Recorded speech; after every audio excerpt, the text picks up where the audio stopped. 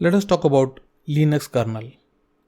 Here we will talk about Linux kernel licensing, kernel releases, versions of Linux kernel, terminologies used, kernel naming conventions, finding kernel versions on the system, and we'll also talk about the organization that maintains it. Let us proceed into the important arena of Linux kernel. License. Here we are talking specifically about Linux kernel license. The details of Linux GPL license are mentioned in the kernel source tree that one can find on the kernel.org website.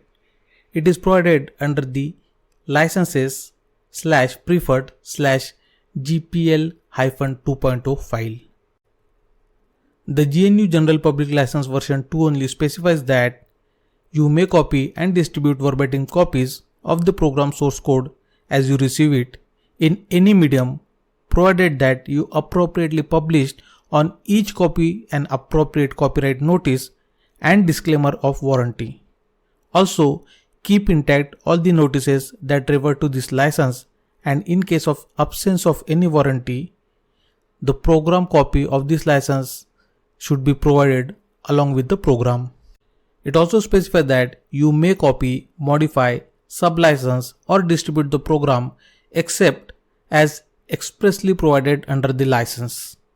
However, there is an explicit exception described in the file licenses/exceptions/linux-syscall-note. It is about explicit syscall exception. You may refer this documentation for further details about the Linux kernel licensing. Linux kernel release. There are multiple releases of Linux kernel that is available and can be categorized as pre-patch. Pre-patch or RC kernels are mainline kernel pre-releases that are mostly aimed at other kernel developers and Linux enthusiasts. They must be compiled from source and usually contain new features that must be tested before they can be put into a stable release. Pre-patch kernels are maintained and released by Linus Torvalds himself. Mainline.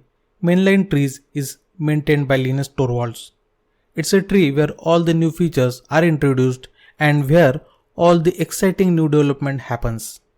New mainline kernels are released every 2 to 3 months. Stable release. After each mainline kernel is released, it is considered stable.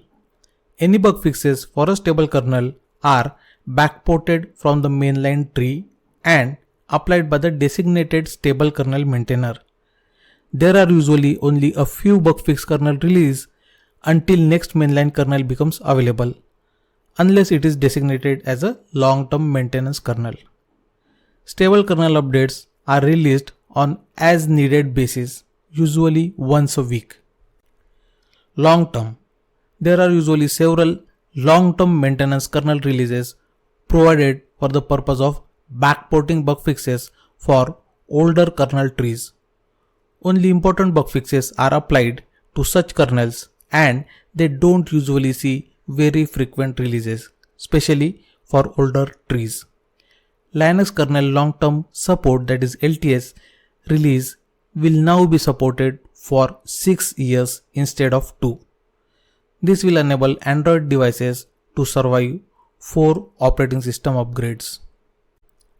Let us understand the terminologies that are used so that it is helpful in understanding the kernel releases. The first one being LTS, also stands for long-term support. It is a product lifecycle management policy in which stable release of a computer software is maintained for a longer period of time than the standard edition. The term is typically reserved for open source software, where it describes a software edition that is supported for months or years longer than the software's standard edition. LTSI also stands for Long-Term Support Initiative. The LTSI is an ecosystem-wide collaborative project to create and maintain long-term sustainable kernel for the industry that contains additional features such as cutting-edge device support as well as security and bug fix patch available in the community long-term maintenance kernel. LTSI aims to eliminate locally developed in-house patches and provide common industry kernel that contains all required new device support backported from a more recent kernel with huge testing by industry developers. EOL, end of life after a few bug fix revisions, which means that kernel maintainers will release no more bug fixes for this kernel version. And finally, marked as EOL. Here, you should consider upgrading to the next major version, as there will be no more bug fixes provided for the kernel version you are using. Let us see the kernel naming convention that is used by Linux operating system. And the format for identifying the kernel version is as under, where W is kernel version, XX is a major revision, Y is a minor revision, ZZZ is a patch, and generic is a distribution specific information. So now it becomes kernel version dot major revision dot minor revision hyphen patch hyphen generic. Here we will see a demo of how to identify the Linux kernel. Let us see a practical demo of identifying the kernel versions. We will execute a command called as uname-r. Here you can see that the kernel version is 4, the major revision is 1.5, the minor revision is 0, the patch level is 7.0, and the distribution specific information is generic. Some information about the Linux kernel organization. The Linux kernel organization is managed by the Linux Foundation, which provides full technical, financial, and staffing support for running and maintaining the kernel.org infrastructure. It was established in the year 2000. It is a California Public Benefit Corporation and is recognized by IRS, that is Internal Revenue Service, under 501c3 private operating foundation with tax exemptions. It distributes the Linux kernel and other open source software to the public without any charge.